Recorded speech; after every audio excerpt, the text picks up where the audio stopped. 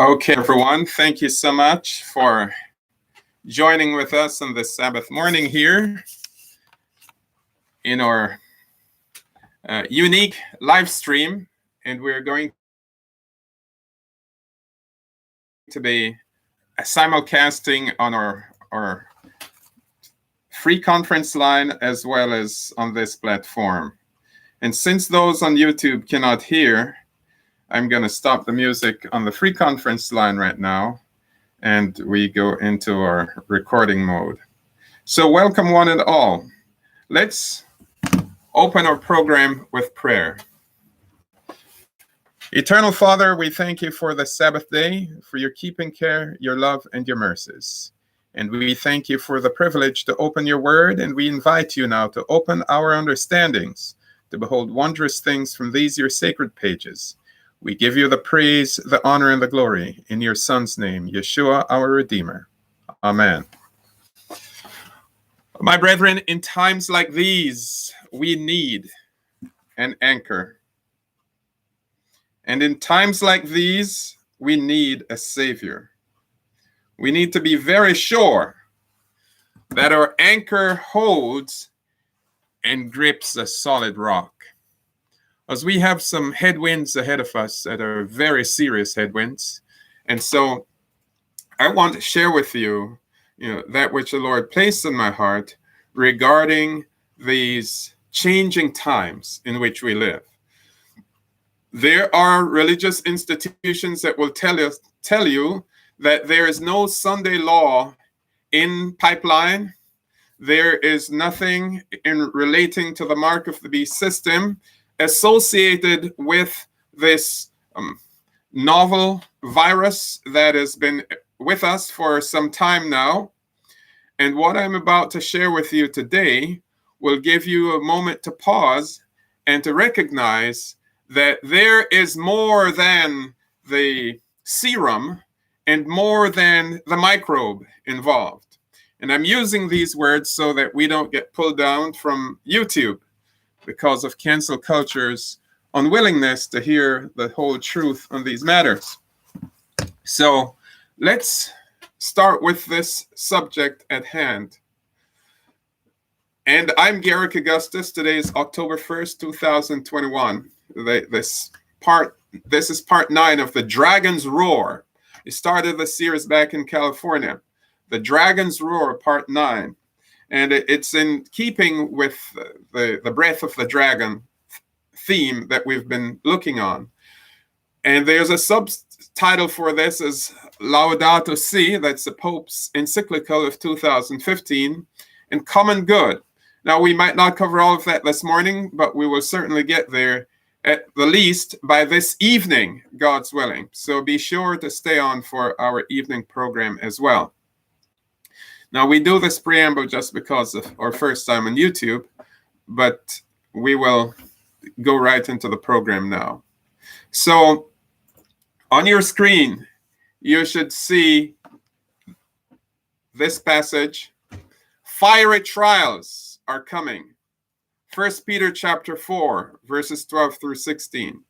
Fiery trials are on their way. We need to be looking up.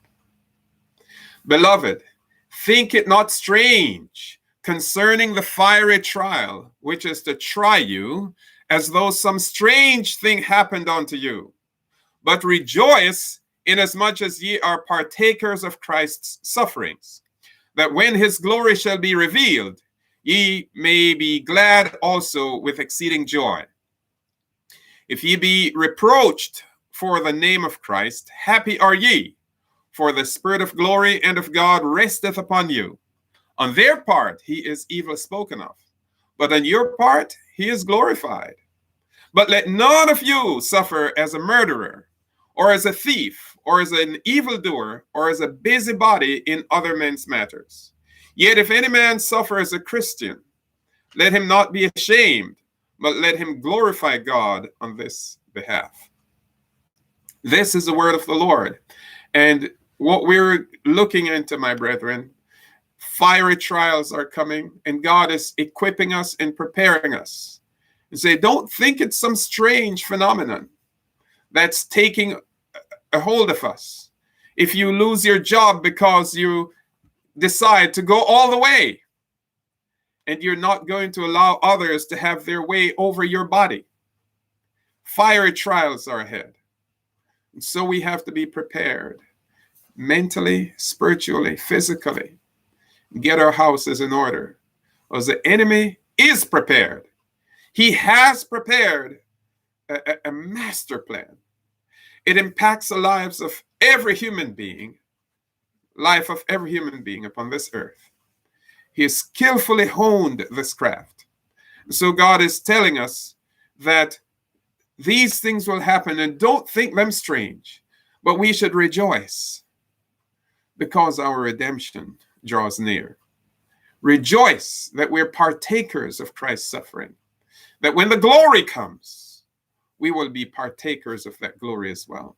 It won't be long before he transports us out of this crucible into the glorious hereafter of his kingdom. So this is the proving ground, preparation ground, and the place where we must be fitted up, rightly equipped to live with angels.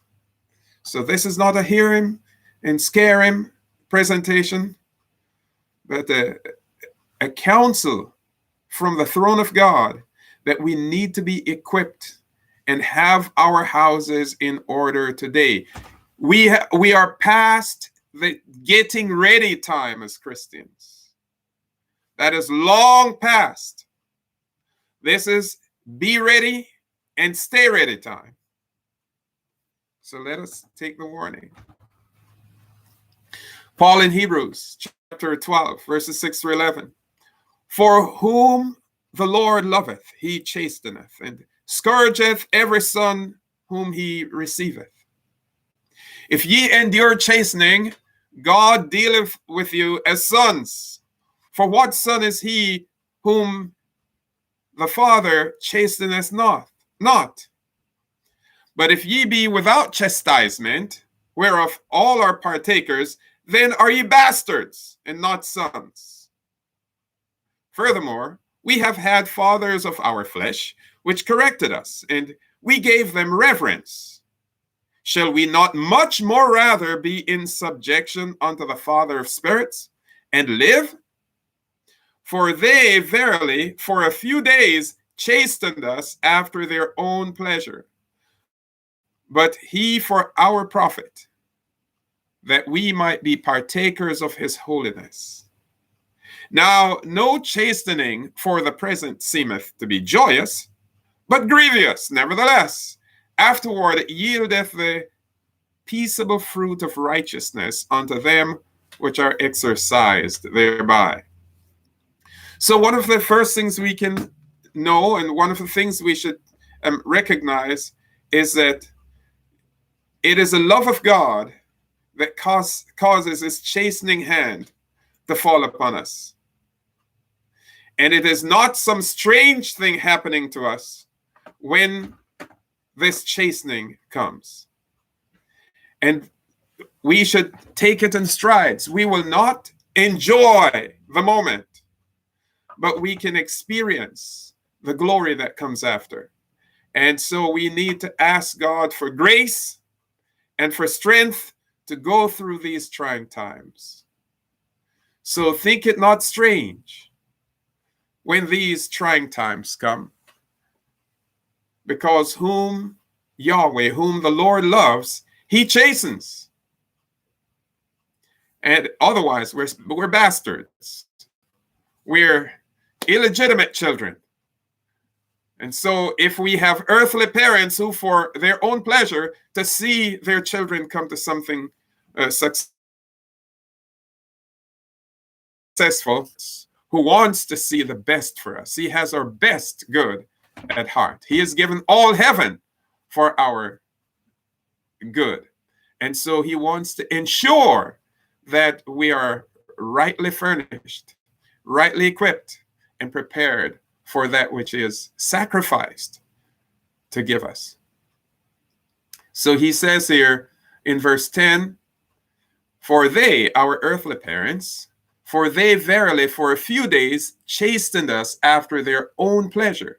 But he, Yahweh, he does it for our profit, for our eternal benefit. And so it is my prayer that we as a people will recognize the great importance of enduring amid the trying seasons that are ahead. Let's move on.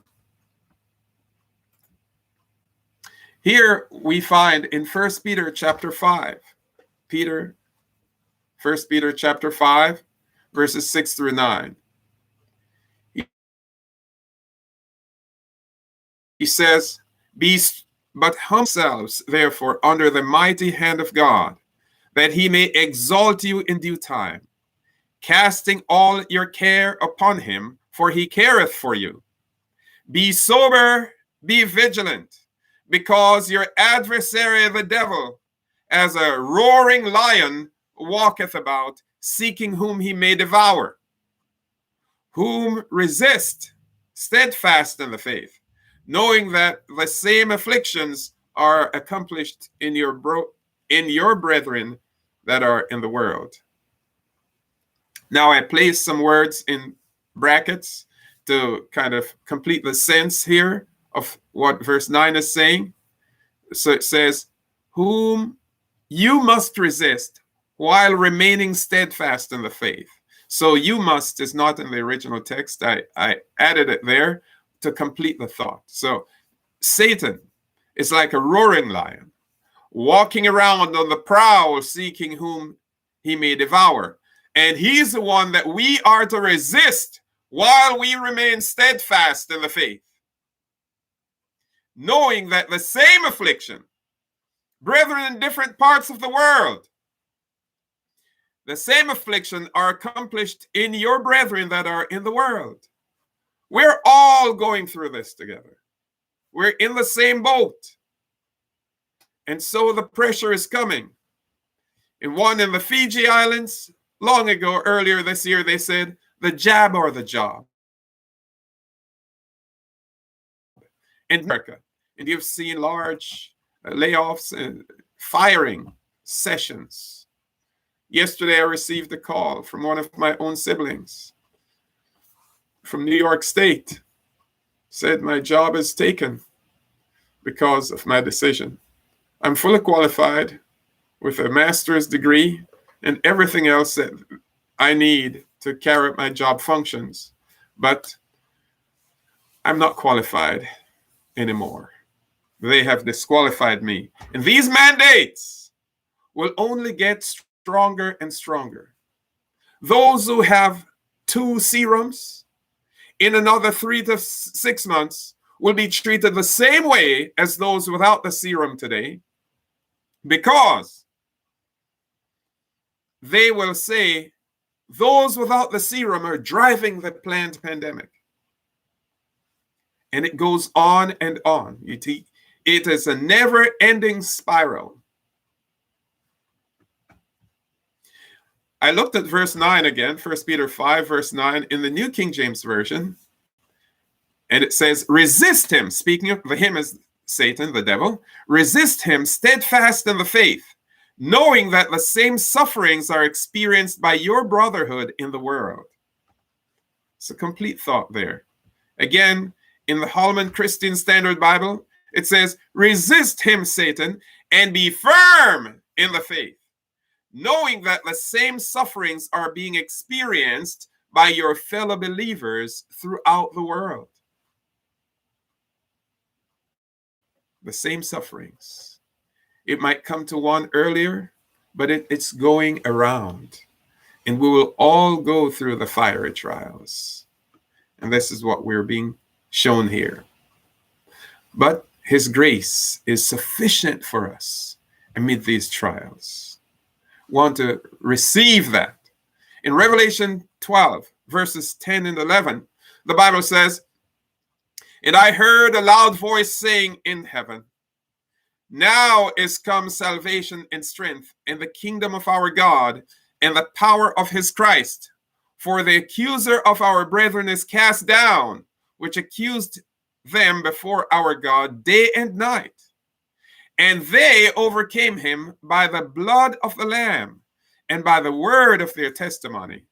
And they loved not their lives unto the death. So here we have those brethren who have gone before us. They have overcome. They are overcomers. And they overcame the old dragon, the wily serpent, the devil and Satan, the roaring lion. They overcame him by the blood and by the word. The blood of the Lamb and by the word of God, the word of their testimony. And life was not so precious to them, such that they would yield to the demands of Satan. They loved not their lives in the face of death, we're told. And I can see the day coming when parents will be standing in front of a loaded gun and demanded to hand over the child and step back at the point of a gun. And they will force us and cajole us and intimidate us in every which way they can. We need the purpose within our hearts today that we will stand like the brave with our faces to the foe by God's grace and love not our lives in the face of death. Those difficult days are coming, but God's grace is sufficient. And those, you can imagine right now, there are many people whose jobs are on the line, and they have to ask a non-believer, principally a non-believer, to review if they're qualified to be a believer, if they're qualified to practice their faith and to profess their faith in this manner. So we're petitioning to unbelievers for our belief in the Messiah and the practice of our faith. This is contrary to every sensible judgment. So something to be noted here.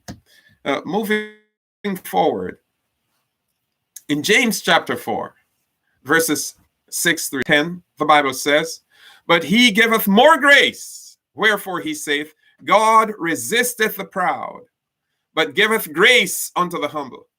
Submit yourselves therefore to God, resist the devil, and he will flee from you. Draw nigh to God, and he will draw nigh to you.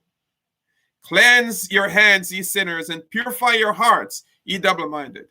Be afflicted and mourn and weep. Let your laughter be turned to mourning, and your joy to heaviness. Humble yourselves in the way, the sight of the Lord, and he shall lift you up." So God has provided some assurances for us that the trial is not here to destroy us, but there are those who overcame the dragon before, and those who come behind them will find them faithful and use their examples as our defenses. Resist the devil, and he will flee from you. And we resist the devil by surrendering to God, surrendering to Christ. And that is the key right now, is to lay our all on the altar of sacrifice, our all under the Spirit's control. And we'll truly be blessed to find peace and sweet rest as we yield to him our bodies and our soul. We have been told for a long time that a Sunday legislation is coming. And people have played it off and said, no, we will not see that for a long while. And, oh, it will be under this type of administration, under that type of administration. And it really doesn't matter. But when the baby has come to full term and it's time to be delivered, the time has come and the time is here. The baby is going to be born, whether we like it or not. And the birth doesn't respect the location or the time. It only respects that the fullness of time has come.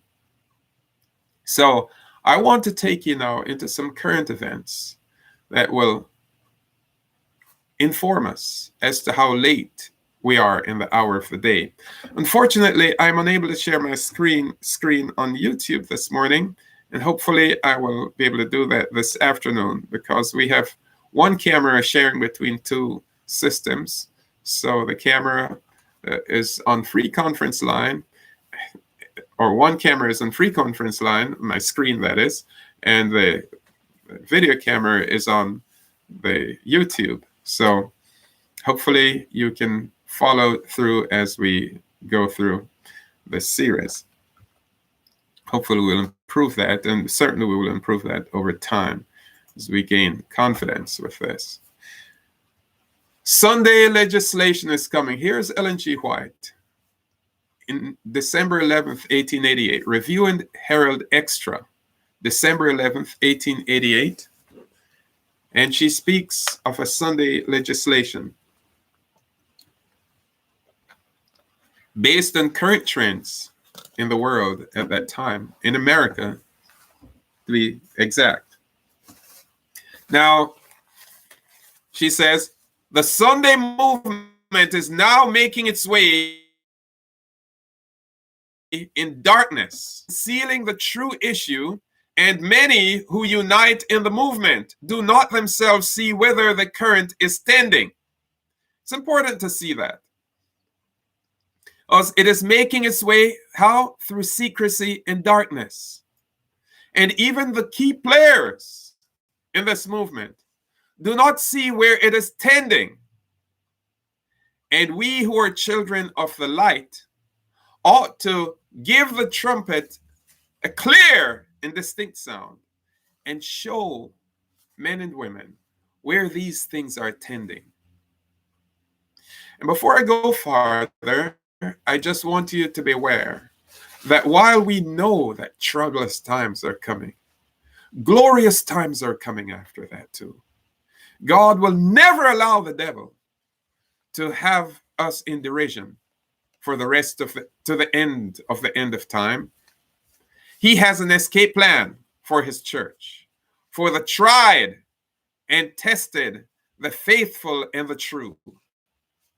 And so we have to dare to be a Daniel, to be an Esther. If perish I perish, we stand like the brave with our faces to the foe. She went on. They, meaning these leaders, they are working in blindness. They do not see that if a Protestant government sacrifices the principles that have made them a free, independent nation, and through legislation brings into the Constitution principles that will propagate papal falsehood and papal delusion, they are plunging into the Roman of the Dark Ages. Look at the Roman horrors of the Dark Ages. By some estimates, over 200 million lives were destroyed by the Roman horrors of the Dark Ages. That was a population control mechanism back then. And there's big talk about population control today. And from some of the biggest minds, wealthiest individuals in the world, population control is a part of their end time plan to manage the supposed climate crisis that the earth is going through. And there are two things I want to show you how they latch together. The climate crisis and the virus crisis. These two crises converge to one meeting point. And that is to corral God's people into controlling how we buy and sell, how we live our lives, how we worship, and to cause us to bow down and worship the dragon. It's Revelation 13 being fulfilled before our very eyes. There is a House legislation of the 116th Congress, and I have it on my screen here. It's congress.gov, HR 6666. HR 6666. There are 4 sixes there. And It's important to see what's in these bills that are being passed. The 116th Congress, so that tells you that that was from last year, under Trump's presidency. And this H.R. 6666 says, to authorize the Secretary of Health and Human Services to award grants to eligible entities to conduct diagnostic testing for COVID-19 and related activities such as contact tracing through mobile health units and as necessary at individuals' residences and for other purposes. Now, the other purposes are the things that are of concern and should be of great concern because they're coming to your house. This bill is guaranteeing and mandating that federal officials come to our houses to determine our vaccination status. And last year, they played this off and said, oh, this is bogus. This is a lying tale. That's what the fact checkers said. Then this year, we heard that have been receiving house calls. So that which fact checkers told us a year ago is conspiracy theory. They were a part of the conspiracy. They meaning the media. They're part of the conspiracy by not wanting us to think outside of the controlled box in which they're enveloping us in. This is a sad case because there are many people who are not aware. There is a certain affection, affinity, and romance with the number 666 in this country as of late. It is being talked about more and more by legacy media and in other underground media as well.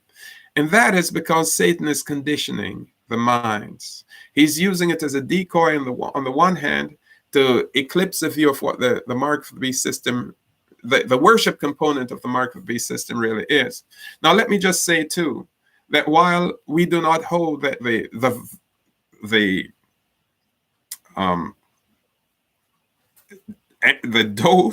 dope or the serum, we do not hold that the serum is the mark of the beast system. We believe that it lays the bedrock, the foundation for the implementation of that system. And the mark of the beast system is a threefold system. It's one that is economic, it's one that is religious, and it's one that is militant, military, civil. Because no one can buy or sell, so that's economic, except they worship, religious. And in order, there's a death penalty associated with it. So if you do not receive the mark of the beast, you must be killed. That's a civil government that carries out that part. So it's not just the worship component. And the enemy is smart enough that he will throw in the worship component later on down the road, because that's the one that people will resist more readily. But if he can package it in a way for the common good, then he has a great sell. And we must therefore be cognizant of his movements so that we can flag the world and the church, flag humanity on where these movements are tending, so that they can take their stand on the Lord's side. So this H.R. 6666 or 6666 is moving to individuals' homes. Moving military cannot go to people's homes without the proper means of protection. So all that will happen, some person will not want federal agents coming to their homes, and it will end up in perhaps a tragedy, and the government will now be forced to send protection for the employees as they go out on official duties. And so at the point of a gun, these visits will be made. The virus keeps changing. So there will be this need will be there. And notice it says, go to individuals' residences and for other purposes. These are sinister purposes. We don't know. There's a plethora of things that will come under other purposes. Let's be aware of that. It says here, section 1, short title, this act made the COVID-19 testing, reaching, and contact tracing, or TRACE Act. Let's see how widespread it is. Oh, I'm sorry, this one jumped in here, so we'll take it as it comes. I wasn't particularly ready for that one, but it looks like I skipped a page. All right, so switching gears slightly here, making a shift. I mentioned to you climate change and the health crisis that the world is going through are two crises that are pointing in the one direction.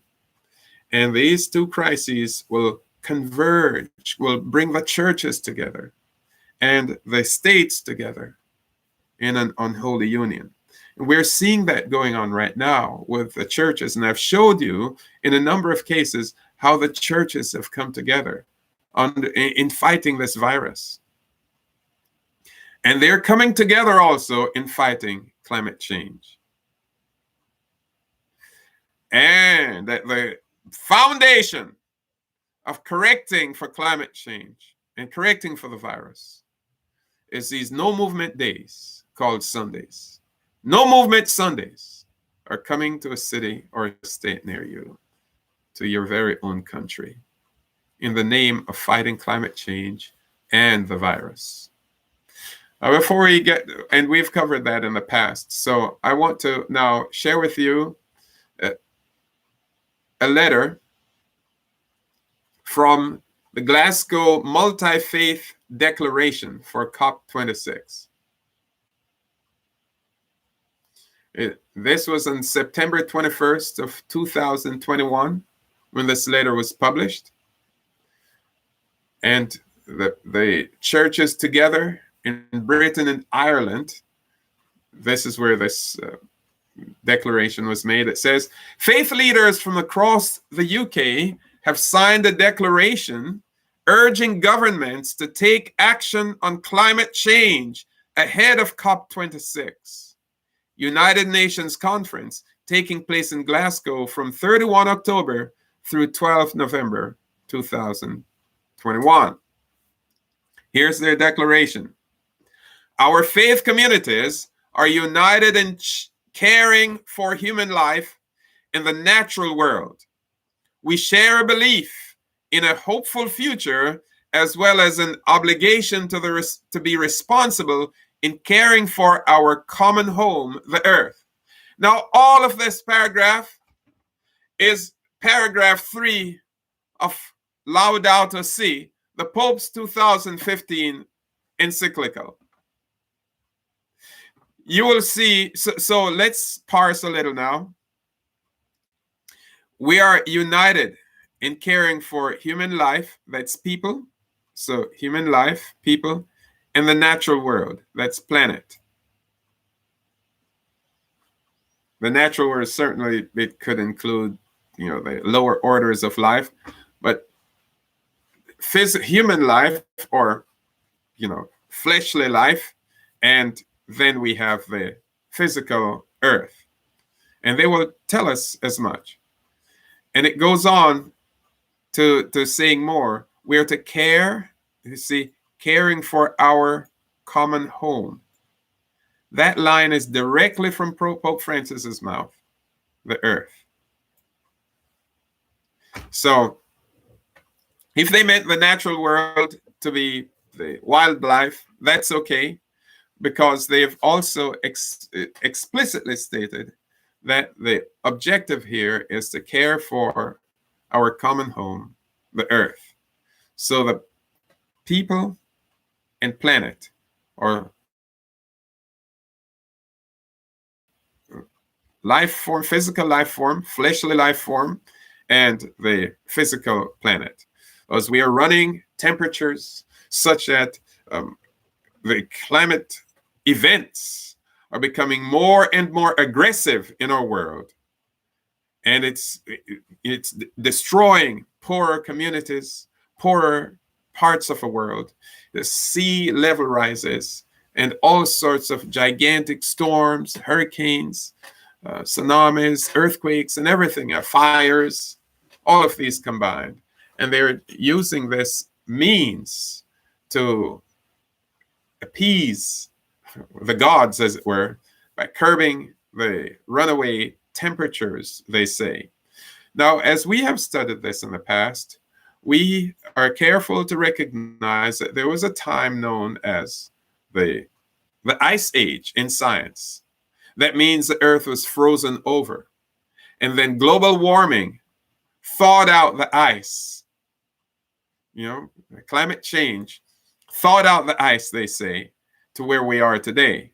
So apparently, long before there was any type of manufacturing production, there was climate change. And in another setting, I will share with you that climate change is not unique to planet Earth. It is happening on every planet in our solar system. Even on the moon, it's experiencing climate change. It's a solar system-wide phenomenon. Okay, so our common home, the Earth, they went on. It goes further. We recognize the opportunities that COP26 brings in addressing the urgent need for action in limiting the effects of climate change and the critical importance of decisions made in this conference to take forward the agreement made in Paris in 2015. Now, the agreement made in Paris in 2015 was the Pope's encyclical entitled Laudato Si, that they officially signed into law. That's the simplest way of saying it. It formed the backbone or the skeletal system on which this Paris Climate Accords was developed. And so the Pope is going to Glasgow. He's going to be the star champion. He's going with Greta Thunberg, who the child of the papacy, to proclaim the need to do more and to get strong enforcement commitments so that they can take it to the next level. And they're running with this ball rapid. People have exploited the planet, causing climate change. So people and planet causing climate change. That wild animals didn't do anything. But people and planet, that's what Revelation 13 verse 12 speaks about. It says, he causes the earth and them which dwell therein to worship. The earth is a planet, and them which dwell therein are the people. So planet and people are the focus of climate change, and planet and people are the focus of the prophecy. So we knew ahead of time that there would be some global event that involves planet and people. Now we see that it's being cooked up in the laboratory of nature under the name of climate change. So people have exploited the planet, causing climate change. Who are the people that are doing this exploitation of the planet? Are they big corporations, or the little poor people that are doing subsistence farming and subsistent manufacturing? It's these mega corporations that are tearing down the planet. So people have exploited the planet, causing climate change. We recognize that the burden of loss and damage falls most heavily on people living in poverty, especially women and children. We acknowledge the commitments made through the Lambeth Declaration in 2015. Now, because of the gravity of our situation, the impact of climate change around the world, and the inequality of its effects, we seek to strengthen these commitments. We commit to respond to this challenge accordingly by reflecting deeply in prayer, meditation, and worship, to discern how to care for the earth and each other, and to encourage our respective communities to do the same. So here, churches are praying on how to take care of the planet. There will get an answer to that prayer. In fact, the answer is already provided. The earth needs a day of rest. The earth needs a Sabbath. That Sabbath is Sun's Day, Sunday, the first day of the week. They already have a problem, a solution in search of a problem. It goes on, making transformational change in our own lives and the lives of our communities through individual and collective action. See, individual action is one thing, but when you hear the word collective action, we're speaking common good. It means everyone must act as a class, and anyone who is out of step is now to be blamed. Such as you will hear the notion that the unvaccinated are fanning the pandemic. They're the one driving the pandemic. And that will go on. Because as you get to the third jab and the fourth jab, and those who are still on the second jab, they will be considered the ones driving the pandemic. It will never end. The least vaccinated individuals will be blamed for this. Now, I want you to know, well, before I mention this, let me drill down a little further here. But so look at those. Collective action is another term for common good. Being advocates, the third paragraph, being advocates for justice by calling on governments, businesses, and others who exercise power and influence to put into effect the Paris Agreement, to make the transition to a just and green economy a priority, and to commit to science-based targets that are aligned with a healthy, resilient, zero emissions future. This is what the churches are doing. They're calling on governments. Calling on governments to enforce. What are they calling governments to enforce? To enforce the Paris Climate Agreement. In other words, to enforce Pope Francis's theology on how to care for the planet and the world and the people. And in the heart, in the bosom of that agreement is the enforcement of 1 day of rest, Sunday. So this is why Ellen White says the work is being done in secrecy and darkness. And those who are players in this know not where it is tending, but we do, because we're not children of the night. We're children of the light. We're children of the day. So we're here to inform the world and the church that there is a Sunday enforcement in the pipeline, not too far from here.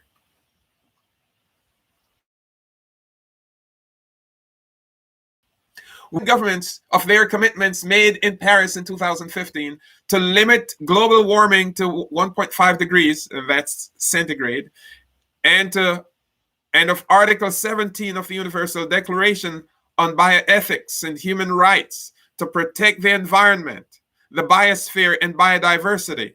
We call upon them to take the urgent action needed to avert the loss, damage, and enforced migration threatened by climate change. So 60,000 Haitians headed for the U.S. southern border, and the many 1.5 million or more that have already breached the border over the past 9 months. That's the result of climate change, we're told, by the one who is in charge of the border, Miss Harris. So the churches are in lockstep with the nations of the world. And guess what?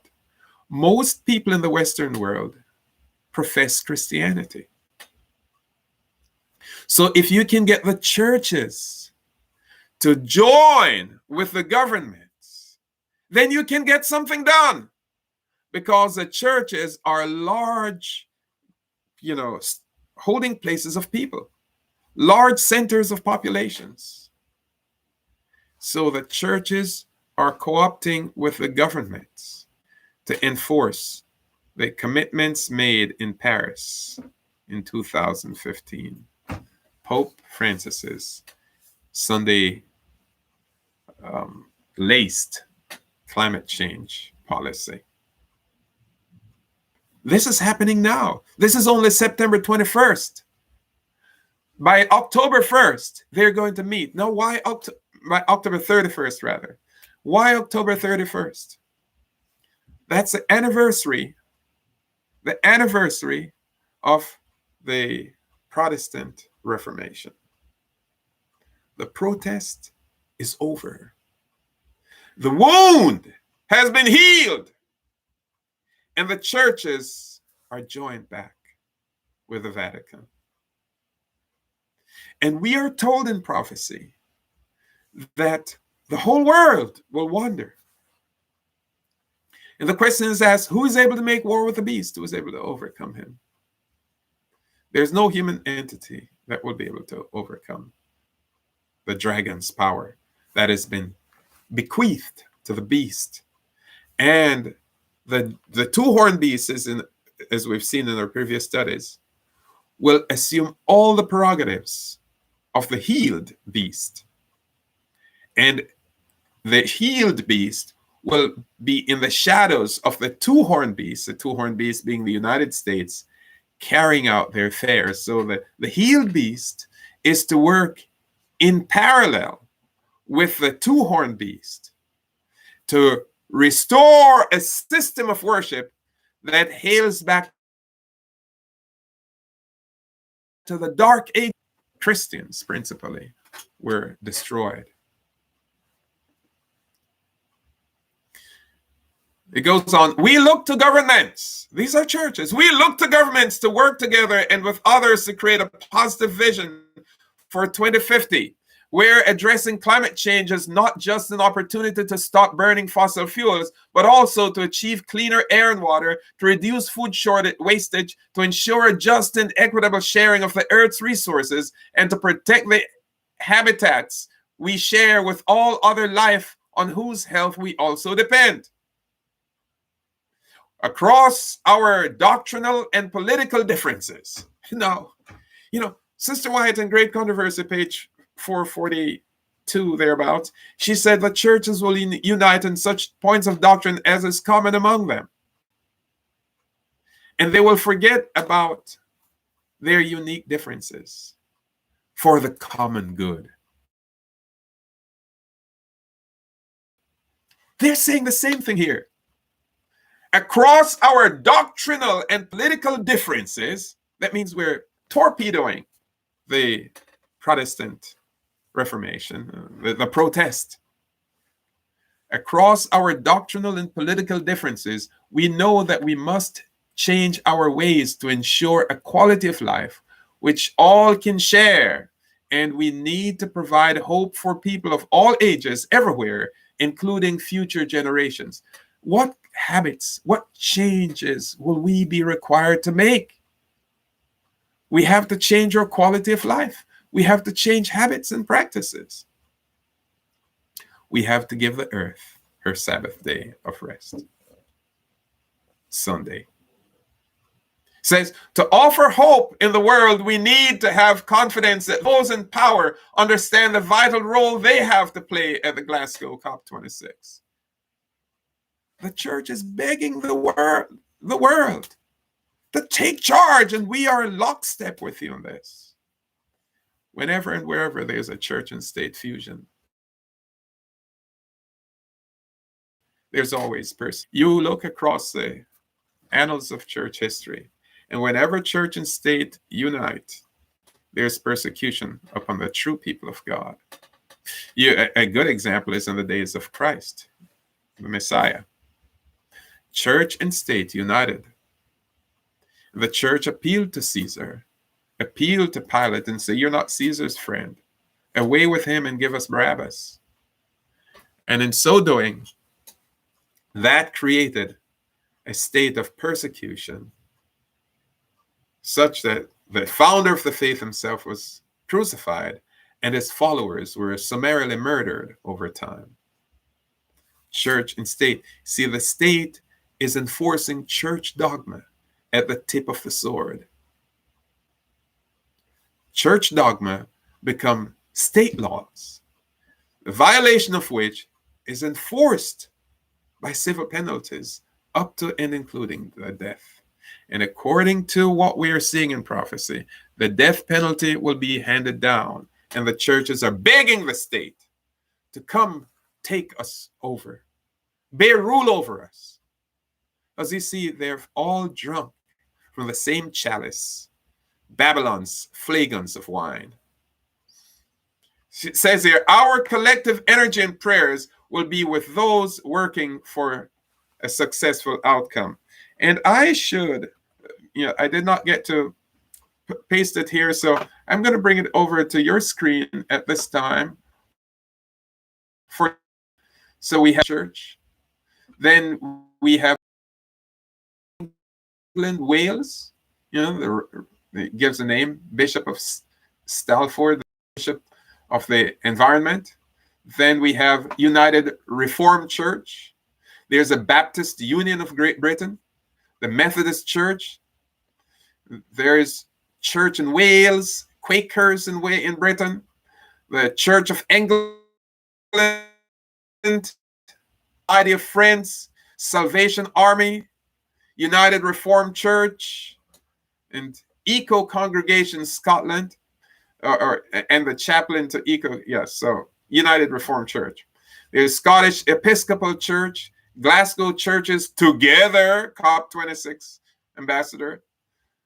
We have United Free Church of Scotland, Methodist Church of Scotland, and on it goes. United Reformed Churches, National Synod of Scotland.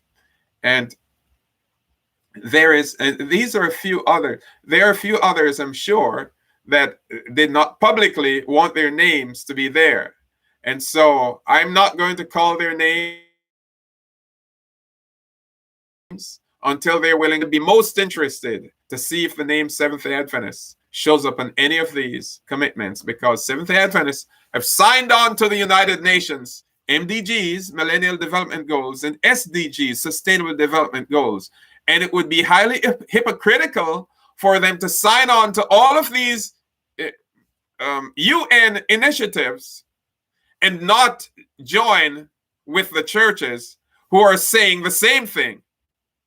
Because you have already signed up, you've already enlisted by confessing to the MDGs and SDGs. So just wanted to bring that to your attention. So we can see the churches are ready. Now, going back to my statement, and somehow it got disjointed here. Remember, we were talking about HR 666 earlier. That's a bill that's been passed from the 116th Congress. And Reuters news agent, it was to send people to go make house calls and find out your vaccination status in America. Reuters news agency, when that bill was written back in May of 2020, so early in the planned pandemic. And Reuters shouted it down and said it's partially true. There's some falsehoods to it.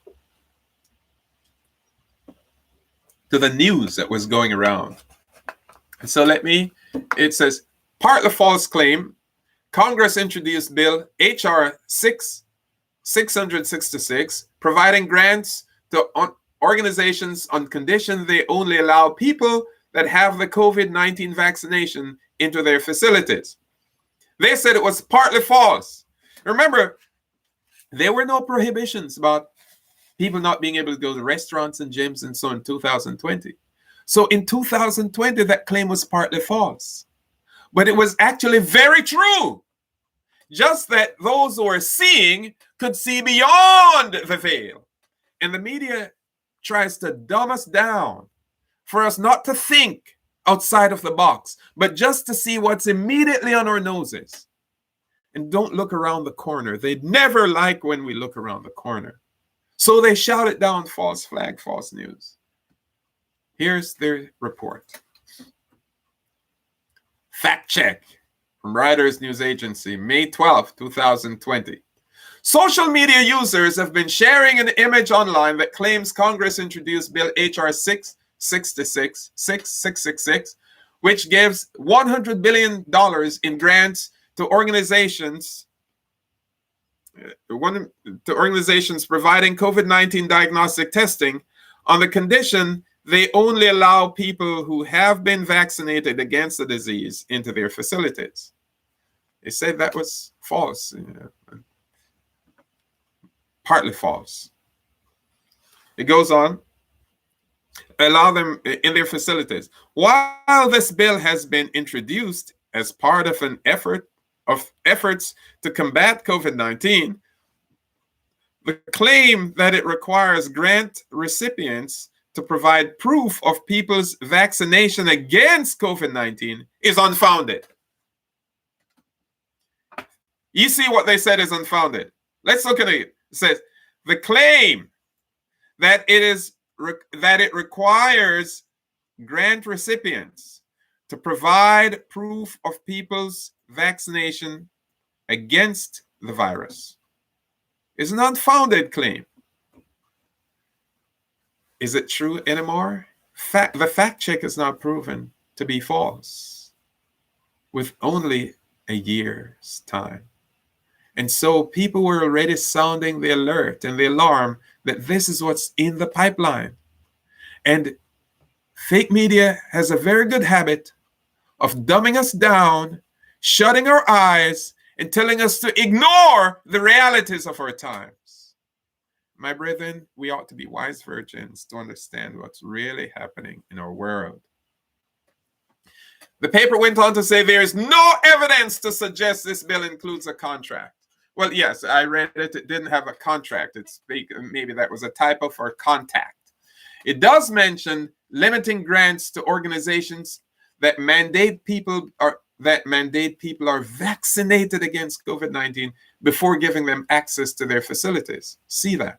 And they confirm it does not mention limiting grants to organizations that mandate people be vaccinated against COVID-19 before giving them access to facilities.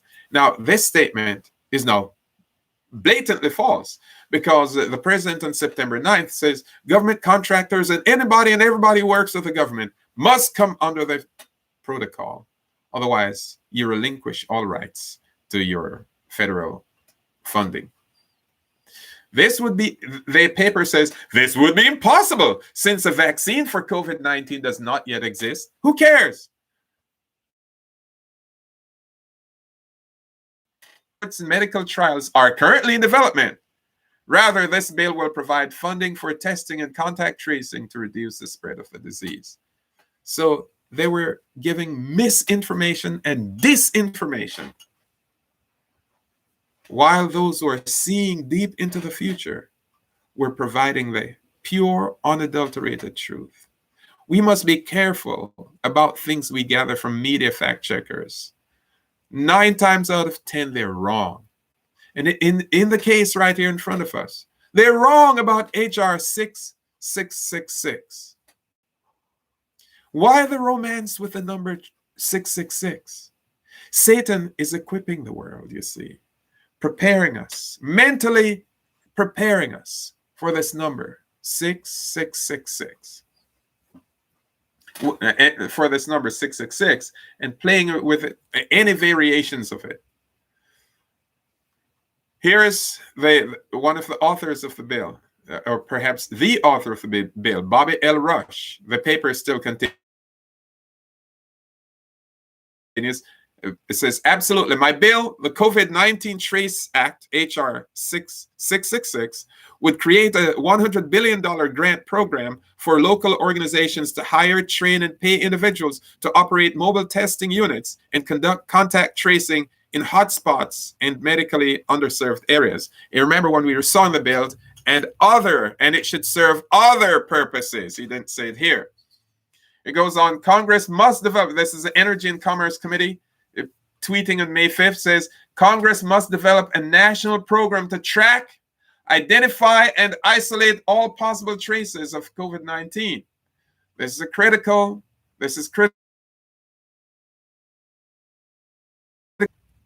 So they are looking into this. I think this is there's a little more that you should see. So here, the vaccine reaction. The vaccine reaction. And this is a website. It says U.S. Surveillance Bill 6666. The devil in the details. That's what this newscast says. This is of June 8th of 2020. Take note, it's over a year ago. If vaccine passports, COVID-19 contact tracing apps, and the Rockefeller Foundation's plan to reopen America don't already pose enough of a threat to civil liberties and democratic society, here comes a new bill, H.R. 6666. The COVID-19 testing, reaching, and contacting everyone, or TRACE Act. And I find this one to be interesting because it is to impact everyone. That's what the 6666 is about. Make sure everyone is accounted for. This is a sort of a census in disguise. But also to make sure they know the status of who's who.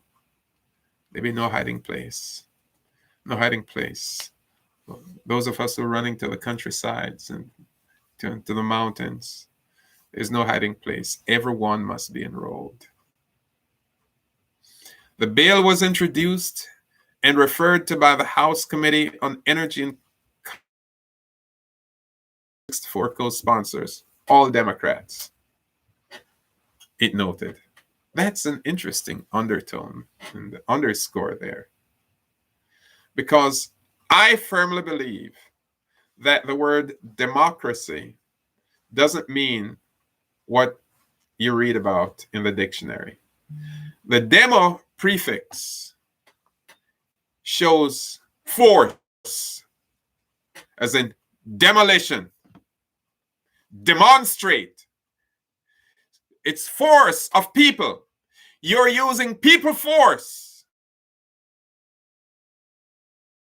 to have your own way. And people, majority rule opinion. That's why you have to do everything as a class. Common good. So it's not government by the people for the people. It's government by the majority and ruled by force of oppression over the minority. That's what true democracy is about. It appears useful to us, and it worked well for us in the West for all these years because most of the children of the Protestant Reformation ended up accepting a Judeo-Christian religious foundation. But as that faith is being denied by the children of the protest, then you will see a more forceful way of engaging and carrying out policies. And that's what we're seeing right now. The birthing of that moment has come. And we saw over the past 9 months, we've seen a lot of frightening things, frightening enforcements that most people never thought they would have seen in the land of the free and the home of the brave. Now it's a land of the scared, and the home of the afraid, the land of the weak, the home of the afraid. So troublous times are here, my brethren. Troublous times are here. It goes on. Your surveillance bill. It says a monstrously unconstitutional bill. A former congressman wrote about this. He says, needless to say, many an eyebrow are being raised over the quadruple sixes, 6666 in the resolution. It seems both unfortunate and ironically apt, as noted by Cheryl Cummile in a May 12, 2020 Washington Times article.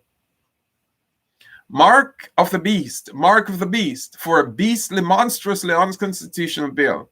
After all, What's more devilishly un-American than launching one of the most massive government surveillance programs of private citizens in US history, all under the guise of protecting people from the coronavirus? Now, we are not saying, and let me just say it here, while Cheryl might hold that view, we're not saying this is a mark of the beast. We're saying it is a bedrock on which a mark of the beast system is being built. And so it shouldn't surprise us why they hide the number 666 in it. Because it's a bedrock of that system. We've been saying this for some time now. We are clear that the virus and the vaccine are not the mark of the beast system, but the administration of this provides the shadow or the bedrock of that mark of the beast system on which it will be built. We're seeing this from good and credible sources. It goes on HR, it says it's monstrously unconstitutional. Oh, yeah, so I duplicated that part.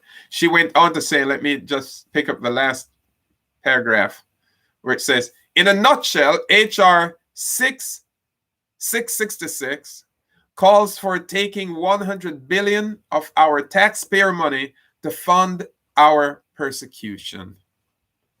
This came through the Washington Times. That lady was writing in the Washington Times. To fund our persecution. That was 2020.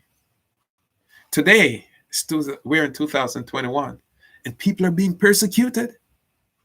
We're under persecution in America.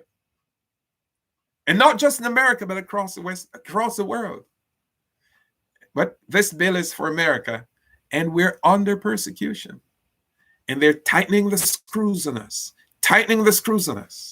Every week, every other day, you feel more like an illegal immigrant in a free country because you go to work and you don't know if you'll come back and still have your job. Because a policy might change based on what a ruling out of the White House might be, or the upcoming ruling out of the US Supreme Court that will change our lives for good. This situation is headed fast and fast track to the Supreme Court. Kavanaugh just reported 2 days ago that he's infected with the virus. That could have serious impact on how he rules, because he's a double vaccinated man. And I'll cover that later, so let me not spend time there. Paper went on to say, while HR 666 may not be satanic, it's certainly devilish, Bob Barr writes in a May 20th, 2020 Marietta Daily Journal op-ed. Barr, president and CEO of the Law Enforcement Education Foundation, is a former U.S. congressman for Georgia's 7th District. Make no mistake, the bill is a dangerous piece of legislation. Not because of its number, 6666, but because of its substance, Barr writes. It is the latest in a long line of legislative vehicles to increase the federal government's power to gather and database private information on citizens. In this latest effort, House Democrats have employed the tradecraft for which the Congress has become notoriously adept, hiding the true purpose of legislation behind a facade of protecting people from a known or perceived danger. They said what we've been saying all along. And Sister White said it. It's going in the darkness of secrecy. And even those who are supporting it know not where it is tending. But God has given us eyes. And as I left this number in every slide for you to see that they're romancing with the number 666. They're actually romancing with it. There's a certain affection for this number. And we will see more on this. It goes on, it says, the specific provisions within HR 666 pose a very real danger, not only as a standalone bill, but as a possible amendment that could be slipped into the most recent massive COVID-19 stimulus bill that passed the House last week. Now, true to suspicions, they're going to play with that number again. And this is what the congressman this is what they were writing about. And looking at closely, it says the 6 pose a very real danger, not only as a standalone bill, but as a possible amendment that could be slipped into the most recent massive COVID-19 stimulus bill that passed the House last week. So let's try to appreciate that. This is Opera News Service. And I don't have the date here, but that's very recent news. And I will try to go back and correct that. It says, and you can see how recent this is, because this bill doesn't even have a name as yet, a number attached to this. But here's the headline. Democrats slip plans for $700,000 vaccine compliance fines under U.S. Code Section 666 into budget bill. I didn't make this up. The new $3.5 trillion budget bill that they just passed, they slipped in the very thing that was being suspected by the lawmaker from Georgia is what has actually occurred. This is no longer prophecy, my friends. This is news. Here it says, Democratic House Speaker Nancy Pelosi has quietly slipped a provision to amend U.S. Code Section 666 to levy $700,000 fines on companies that do not enforce highly controversial vaccine mandates into Democrats' $3.5 trillion reconciliation budget bill after Joe Biden called for persecution of businesses with over 100 employees that do not force workers to take the vaccine. Notice we're not only playing with the number 666, but the word persecution. We've seen it at least twice now. This is not from the Bible. This is from the news. Why are they tampering? Why are they playing? Why is there such an affinity for the number 666 in these mandates? You be the judge. But we're staring down the barrel of a very ugly rifle, very deadly weapon. And the deadliest of weapons is the one that's standing behind the lectern there. Joe Biden, who is being handled by a number of others to carry out their exploits. And he's doing a very excellent job at it. It goes on. The provision would allow the Occupational Safety and Health Administration to fine companies $70,000 for not forcing employees to take the COVID vaccine and escalate the fine to a staggering $700,000 for willful or repeated refusals to comply with the regime's demands. The new language that would allow the fines to be enforced is located on page 168 of the 2,465-page bill under U.S. Code Section 666. Now, I didn't believe this so readily. I said, oh, this is fake news. I need to see this for myself. So I went to the U.S. Congress and pulled up their calendar and pulled up this provision stimulus bill, the 2,500-page bill, nearly. And I went to page 168. Thank God for computers. There it is. Page 168, line 12. Act of 1970, 29 U.S.C. 666 is amended in substance A by striking 70,000 and inserting 700,000. So there, how many companies can afford? How valuable, first of all, how valuable will you be to your employer with a penalty of $700,000 over their heads. How valuable? That's the question. The penalty for a repeat violation is $700,000. $70,000 is high to begin with, but the tenfold increase to $700,000 will cause employers to become the persecutive arm of the government. And even church-led institutions will carry this out as well. All the pastors have to be enrolled. Just think about the Seventh-day Adventist Church. And the thousands of pastors and other ministry workers that we have. We have to come under these mandates because I has signed up for all of this and then some. On page 169, I noted with interest the following. Migrant and Seasonal Agricultural Worker Protection Act.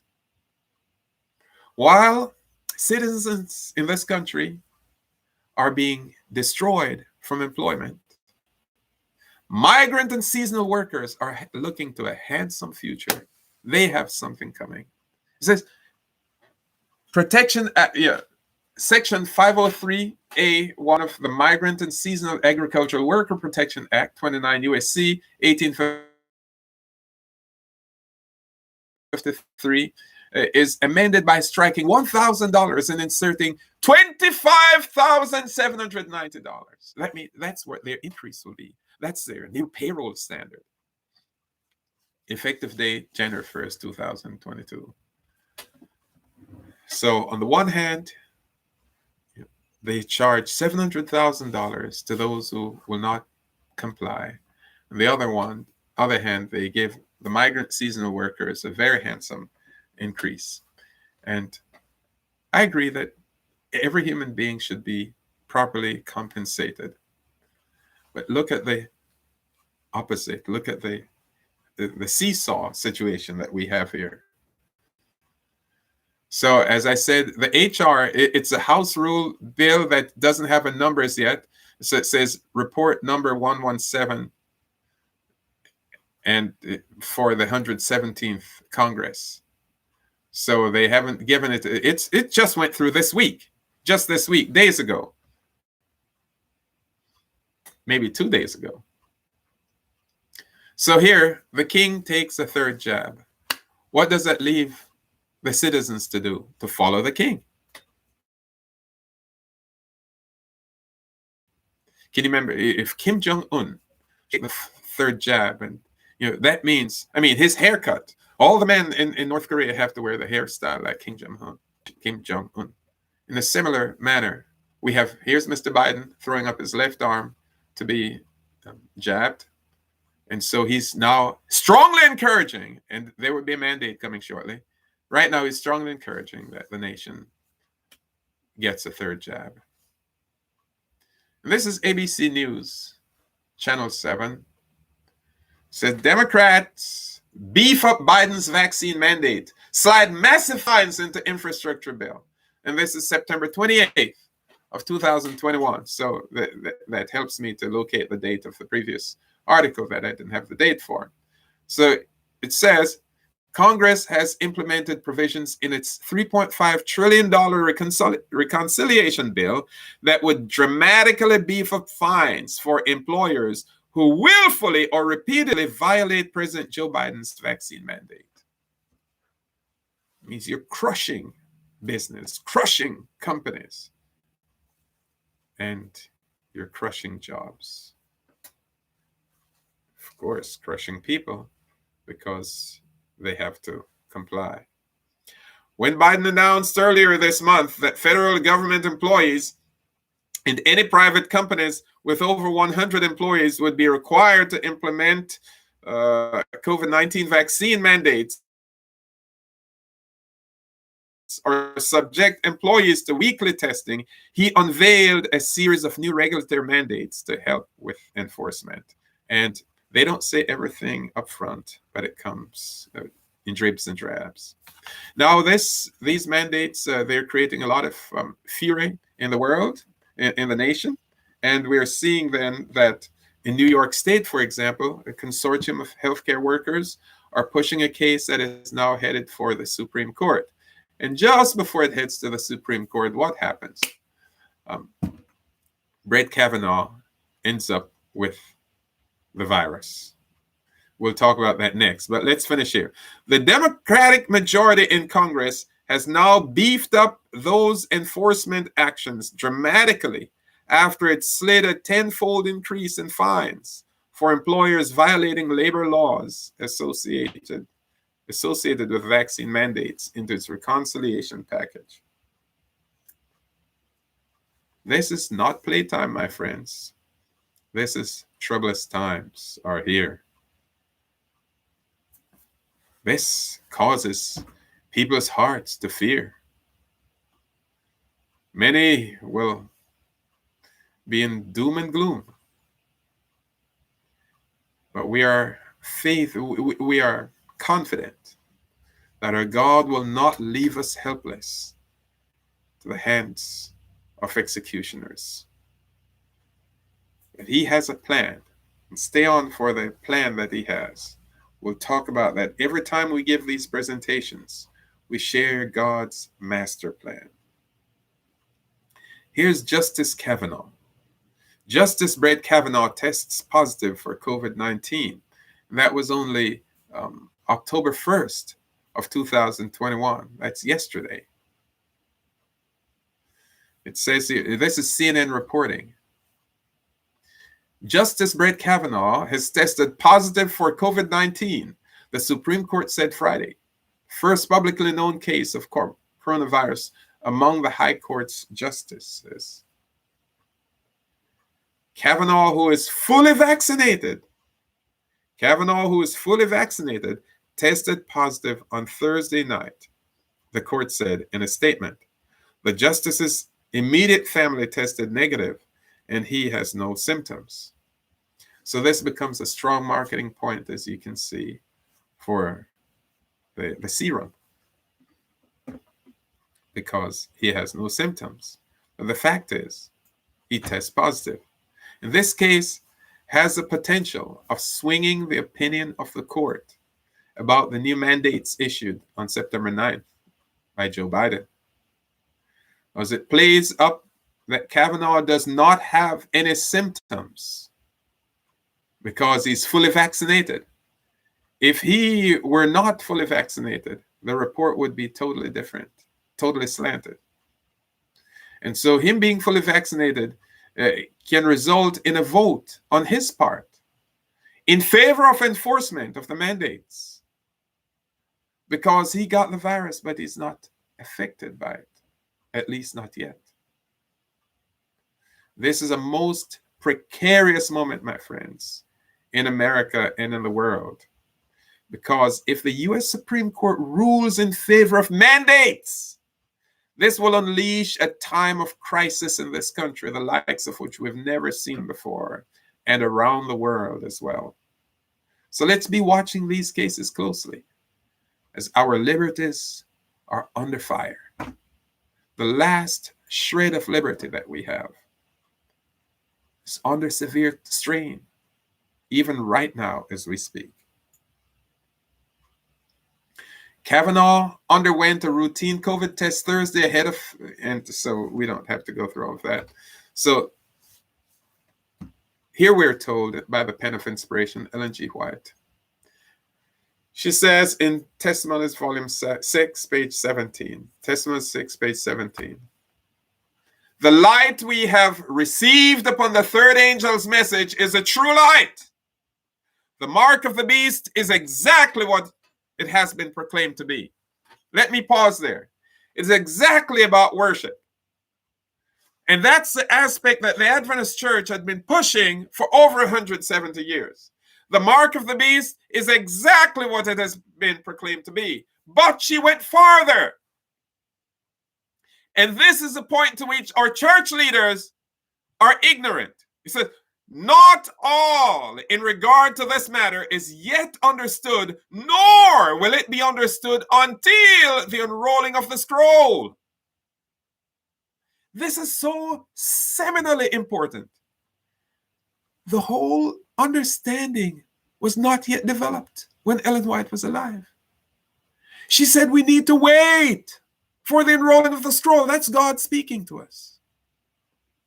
The unrolling of events. See how the events shake out. We know that there's going to be a Sunday law. That's covered. It's exactly what we proclaim it to be, but not all in relation to it is yet understood. And it will not be understood until the unrolling of the scroll. And at a time like this, when the scroll has unraveled, Seventh-day Adventists are in the devil's kidnapping bag, pushing the vaccine and romancing with the United Nations and all these unholy feasts. When God said we must wait for the scroll to unroll. She goes on, but a most solemn work is to be accomplished in our world. The Lord's command to his servants is, cry aloud, spare not, lift up thy voice like a trumpet, and show my people their transgression, and the house of Jacob their sins. But there's no voice of stern rebuke coming from that sector. That's why ministries like these must be watchmen on the walls of Zion and watchmen to the world, alerting the populace of the changes that are coming upon our planet by trusted leaders. What a difference a year makes. We had freedoms last year. We're on the cusp of losing them all within the span of 1 year. There is to be no change in the general features of our work. It is to stand as clear and distinct as prophecy has made it. We are to enter into no controversy, rather, we are to enter into no confederacy with the world, supposing that by so doing, we could accomplish more. You see the Glasgow, you see the churches together? We are to enter into no confederacy with the world, thinking that we can accomplish more. Common good. Do not engage in common good philosophy. If any stand in the way to hinder the advancement of the work in the lines that God has appointed, they will displease God. No line of truth that has made the Seventh-day Adventist people what they are is to be weakened.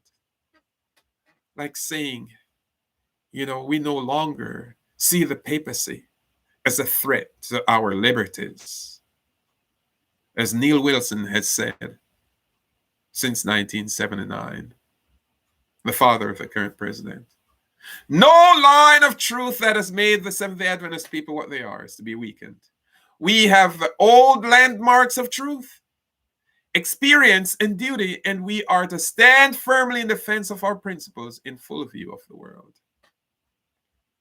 That's why Seventh-day Adventists will be called straight-laced and even extremists, because they're standing firmly in defense of our principles. Our bodies are the temple of the Holy Ghost. We don't take poisons. We don't eat and sip different things, because the King is in residence here. That's something we need to make known throughout the world. Let the whole world know that the King is in residence here. Here's Isaiah chapter 8. Isaiah chapter 8, verses 11 through 15. For Yahweh spake thus to me with a strong hand, and instructed me that I should not walk in the way of this people, saying, say ye not a confederacy, or that word confederacy is conspiracy. Say ye not a conspiracy to all them to whom this people shall say a conspiracy, confederacy. Neither fear ye their fear. There's a big present fear in our world today. God said, do not confederate, do not join their conspiracy. At such a time as this, the word conspiracy So everything is a conspiracy theory. And God is saying, do not say conspiracy to what they are saying a conspiracy. Prophecy is so relevant to our times. Say not a conspiracy to all them to whom this people shall say a conspiracy. I'm substituting the word confederacy there because conspiracy is what the original language renders. Neither fear ye their fear. What is the fear of the world today? Fear of the virus? Fear of nuclear war? Fear of terrorism? But right now, the great fear, climate change, all of these are fears of the world. God says, fear not their fear. But there's a fear that we must have to fear God and give glory to him, for the hour of his judgment has come. That is a fear we ought to have. Fear God and keep his commandments, for this is a whole duty of man. That is a fear that God has called us to. Verse 14, and he shall be for a sanctuary, a place of defense, a sanctuary, but for a stone of stumbling and for a rock of offense to both the houses of Israel, for a gin and for a snare to the inhabitants of Jerusalem. Many among them shall stumble and fall and be broken and be snared and be taken. Who are the ones being snared? Look, it says, but he will be a stone of stumbling and a rock of offense to both the houses of Israel. That means Israel and Judah. We've been given clarity that Israel and Judah are references to in this context, represent the 10-tribe kingdom and the 2-tribe kingdom. So breaking up in Christianity, it's the whole Christian world. The commandment keeping body and the Sunday keeping bodies will be ensnared in this conspiracy, in fearing the fear of the world, when God said to fear God and give glory to him, for the hour of his judgment has come. Now, and I want to wind down shortly here, so follow with me closely. We have seen that they're asking us to enforce the Paris Climate Accords. And I told you repeatedly that the Paris Climate Accords was authored by Pope Francis. Let's look inside of Pope Francis's document that formed the backbone of the Paris Climate Accords to see what's written in there. In his encyclical Laudato Si, Francis in 2015 wrote these words on paragraph 237 in his encyclical. It reads, on Sunday, our participation in the Eucharist has special importance. That is a so-called Lord's Supper, their Eucharist.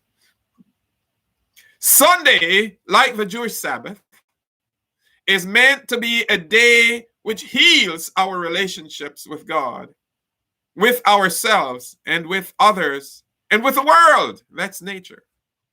The law of so, that means the word so means in like manner, and for this purpose, and for this reason. And so the day of rest, centered on the Eucharist, which is Sunday, sheds its light on the whole week and motivates us to greater concern for nature, that's the planet, and the poor, that's the people. So here we find the Pontiff of Rome doing the same thing this prophecy says. He's going to cause the earth and them which dwell therein to worship. It's all written right here in this paragraph. Notice nature is the planet, nature, and the poor, that's the people. Causes the earth and them which dwell therein to worship. Now, when you say poor, he's using poor here, sorry, but later on, or in other parts of the docket, he shows that this is our common home. We're all in this boat together, and it's for a common good. So we have to do it. Looks okay. Let me see something here. If I missed out on one of my slides. So, what we're seeing thus far, then, my brethren, is a profoundly important truth that there is a Sunday law in the pipeline, And it's nearer, oh, so much nearer than when we first believed. I'm going to end with this by going back to Ellen White's statement, and I'll pick up the rest later on in part 2. Volume 6 of the Testimonies, I'll just take that first 3 sentences from the bold, the mark of the beast. It says, the mark of the beast is exactly what it is proclaimed to be. Not all in regard to this matter is yet understood, nor will it be understood until the unrolling of the scroll. But a most solemn work is to be accomplished in our world. How's it with you, my brethren? Is your all on the altar of sacrifice laid? Is your house in order? Is your all under the Spirit's control? God is sealing a people today, and we cannot be getting ready. We must be ready by His grace. Satan realizes that his time is just about expired, and he's mobilized the forces around the world. This is not an American issue. It is not a Jamaican issue. It's not a South African issue or an Australian issue. It is a global issue. I shared with you in our last session how that there are Sunday, no movement Sunday laws being passed around the world. They're looking to America for leadership. So one of the first things that Joe Biden did when he went in office was to re-enter the United States in the Paris Climate Accords. That is the most important decision he made in favor of why he was placed in office. Because he has a work to perform. He's a son of Rome. He's an altar boy to the Pope. He has special relationship. When his son died, the Pope came and personally consoled him. And so the President, Biden, feels a certain commitment that he has to the Pope and a favor that he must return. That favor will end up in our persecution, my friends. The devil is riding with long strokes, but we could see around the corner. And so how is it with us? My brethren, we cannot run from this one. We cannot hide from this one. We have to face it. We have to face it. It will come to each one of us. To others, it will be an overwhelming surprise. But to us, we're going to have to face this iceberg in the strength of Prince Emmanuel. And may we trust in the Lord Jehovah, because in the Lord Jehovah, Yahweh is everlasting strength. He promises that some will dwell in the munitions of rocks, but bread shall be given them, and water shall be sure. Or God is our bridge over troubled waters. And with his strong arm, he will guide us through faithful shows, treacherous shows. When you go through the rivers, through the floods, they will not overtake you. You go through the fires of affliction, they will not overwhelm you. We looked at that in our opening, and we can look at it in the closing, that there is a fire coming for God's people. But amid the fiery trials, God provides hope. And that's the hope that we want to see later on when we look on the other aspect of this, where it's leading, and how God will step in when Michael stands up to pull his people out of the fiery trials and give them deliverance at last. So, beloved, think it not strange concerning the fiery trial, which is to try you, as though some strange thing happened unto you. But rejoice inasmuch as ye are partakers of Christ's sufferings, that when his glory shall be revealed, ye may be glad also with exceeding joy. Let's pray. Father in heaven, we thank you for this time we spent looking into your word. Looking at the current events that are sweeping around the world, we realize, oh God, that we're nearing home. Just over the mountain is the promised land. Lies a holy city built by God's own hand. As our weary footsteps gain the mountain's crest, we can see our homeland of eternal rest. So Lord, we pray that you help us to make our calling and election sure by looking steadfastly unto your Son, Jesus Christ, Yeshua, our Savior, the author and finisher of our faith. May we patiently run this race, knowing that it's not given to the fit, the strong, or the brave, but to those who will endure to the end. Live out thy life within us, O Lord. Implant in us the divine nature. Cast out every idol. Blot out every foe. Wash us and cleanse us that we shall be whiter than snow. We give ourselves to you now and always. In the mighty name of Prince Emmanuel we pray. Amen. And to those on YouTube, I'm going to sign up there. And for the rest of us, I will play a musical interlude. So we don't have our system lined up that we can allow the YouTubers to hear us as yet. So just work with us until we get to that level. Okay. He giveth more grace.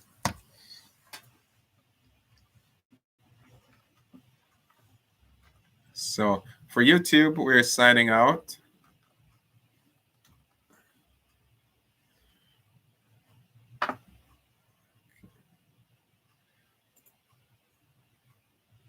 Where's that?